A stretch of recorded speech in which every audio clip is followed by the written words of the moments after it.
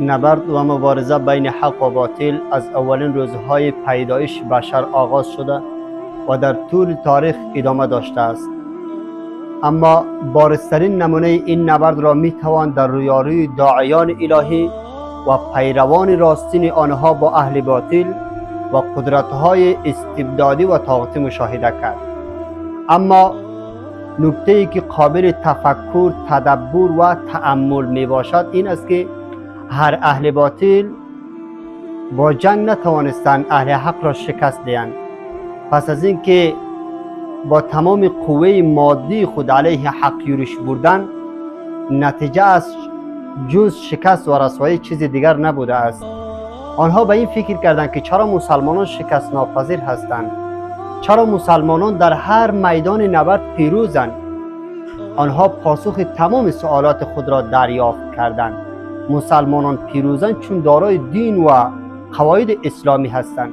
مسلمانان پیروزند چون دارای هویت و آزادگی هستند. باید نوع جنگ با مسلمانان را تغییر داد. باید دین و عقیده را از آنها رو بود. باید انگیزه های اسلامی را از بین برد.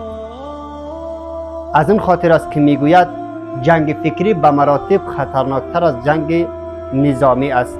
جنگ فکری با کشورها و سرزمینها را به مبارزه طلب نمی کند، بلکه عقلها و اندیشه ها را به چالش می کشاند. هنگامی که دشمنان اسلام با تهاجم فکری مکارانه خیش به کشورهای اسلامی یورش بردند، این حقیقت را می دانستند که مسلمانان به دین و شریعت اسلامی کاملا پایبندند و به هیچ عنوان به تصویب و اجرای غیر اسلامی راضی نیستند. اینجاست که علوم و معارف اسلامی از به وسیله علما، دانشمندان و سلف الصالح از نسل به نسل آینده منتقل شده است و تمام برنامه‌ریزی زندگی مسلمانان در پرتوی قرآن و سنت رسول معظم اسلام صلی الله علیه و سلم ترسیم شده است.